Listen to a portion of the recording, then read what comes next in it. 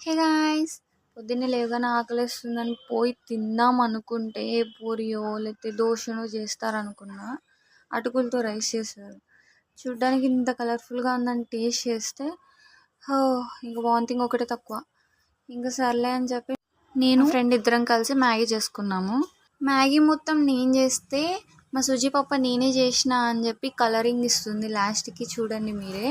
మళ్ళీ ఫీవర్ అని చెప్పి ఆఫీస్కి లీవ్ పెట్టి మరి ఇక్కడ మ్యాగీ చేసుకుని ఫీవర్ అంటే మీరు అనుకునే ఫీవర్ కాదు. స్కూల్కి వెళ్ళేటప్పుడు స్కూల్ ఎక్కొట్టడం కోసం ఫీవర్ అని చెప్పి కథలు చెప్తాం కదా, ఆ టైప్ ఫీవర్ అనమాట.